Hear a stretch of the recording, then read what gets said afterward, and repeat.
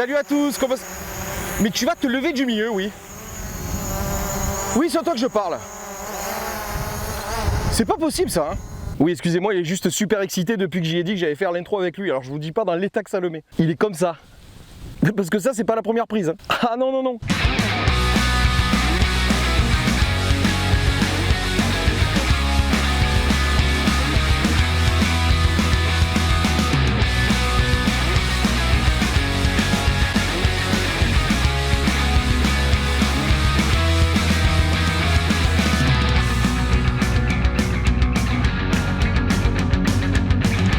Bref, salut à tous, je suis heureux de vous retrouver pour un nouvel épisode et aujourd'hui j'aimerais vous proposer un truc du style voyage dans le temps.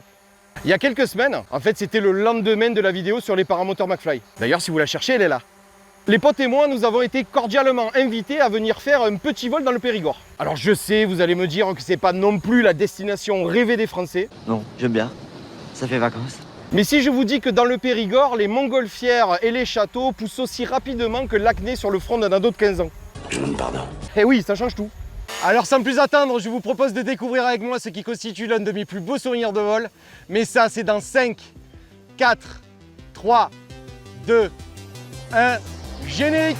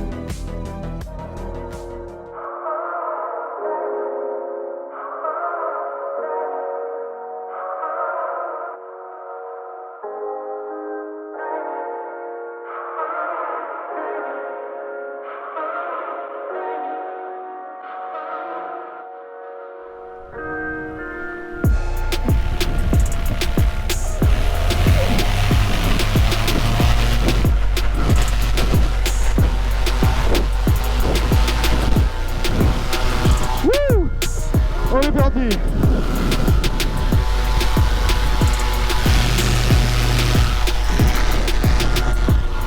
Génial.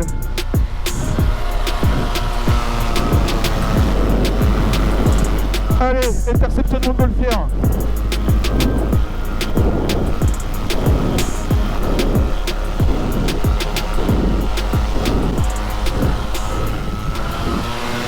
Allez, il faut grimper.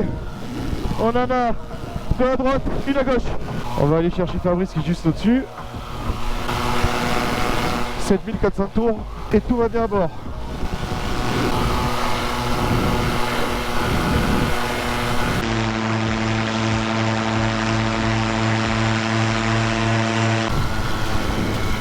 Et coucou messieurs dames. Magnifique.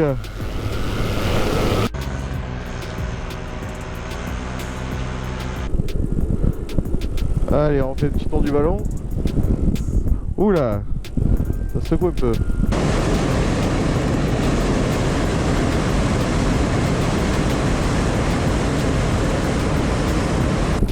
C'est magnifique. Qu'est-ce que c'est majestueux une montgolfière. Ah, Fabrice qui se joint à la bagarre.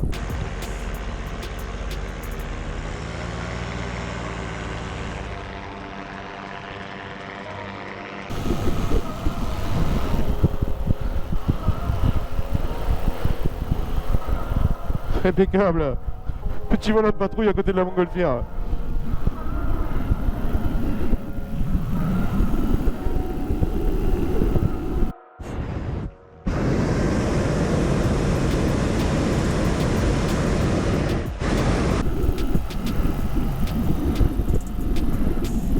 Allez, Fabrice me fait signe qu'on va partir vers là-bas.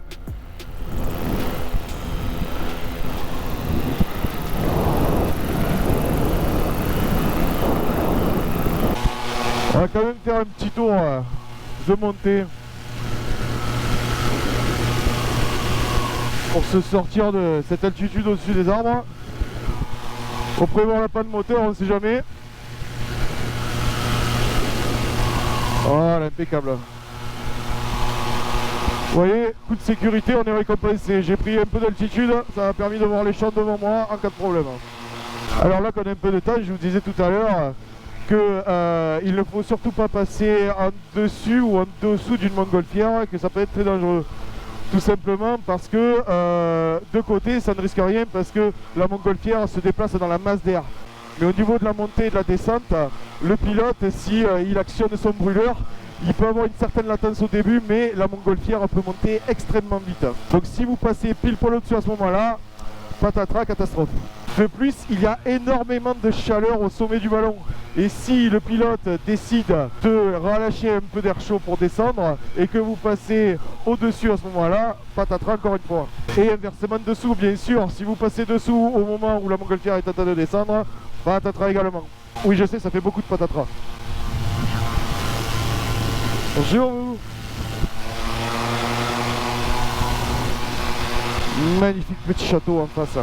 Ici c'est simple, il y a des châteaux de partout. Vous en avez un là, il y en a un juste derrière nous. Hop, petit vol à l'escadrille derrière Fabrice.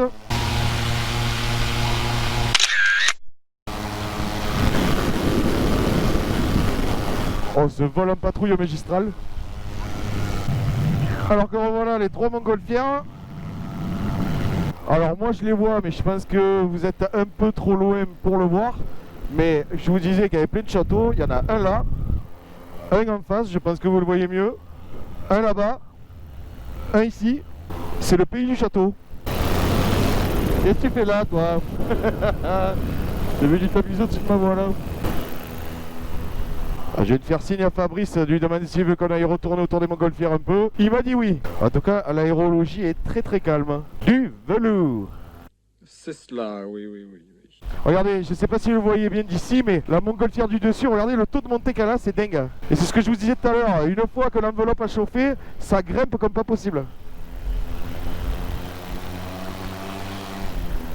Ah, là, il y a une photo à faire. La montgolfière devant le château.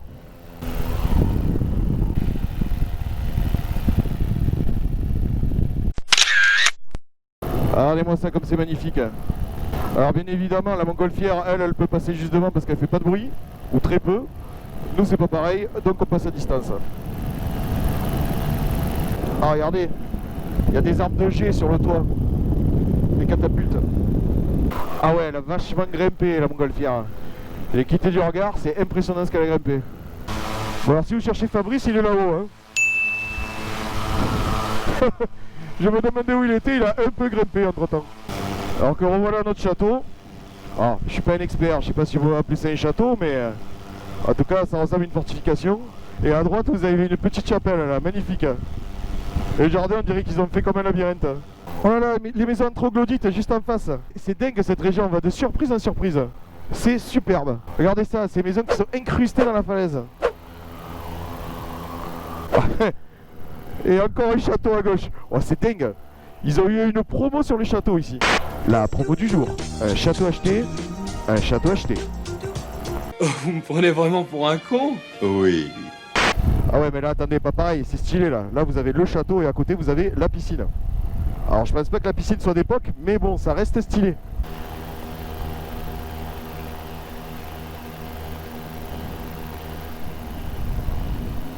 Ah on joue à cache-cache à la montgolfière. Et caché juste derrière la colline.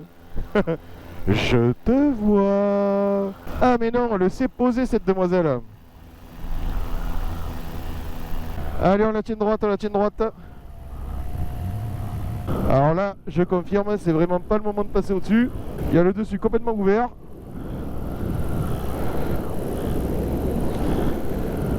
Et ça se dégonfle. Impeccable.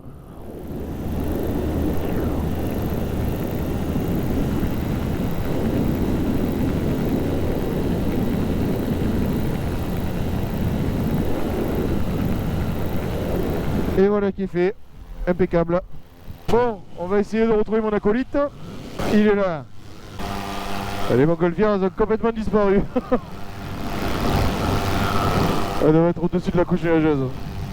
Allez, nous voilà quasiment arrivés à la verticale de notre terrain de décollage. Après cette bonne balade bien sympa, on va se poser. Bon, par contre, le truc relou, c'est que je connais pas le sens du vent. Bon, on va se poser, on va essayer de pas se péter la gueule. Ça sera plus sympa.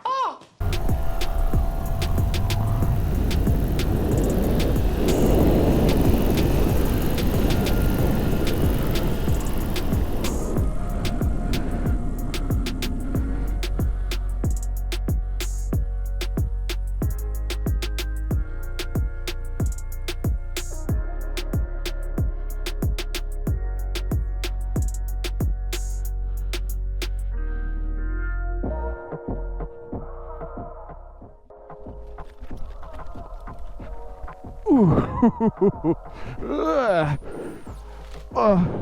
Eh bien, si mon atterrissage il était dégueulasse, il faudra vous en contenter.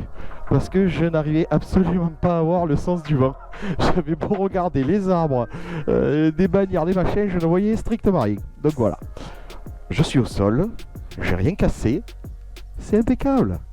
Et c'est la fin de cet épisode consacré aujourd'hui aux montgolfières. J'espère que cette petite balade dans le Périgord noir vous aura plu.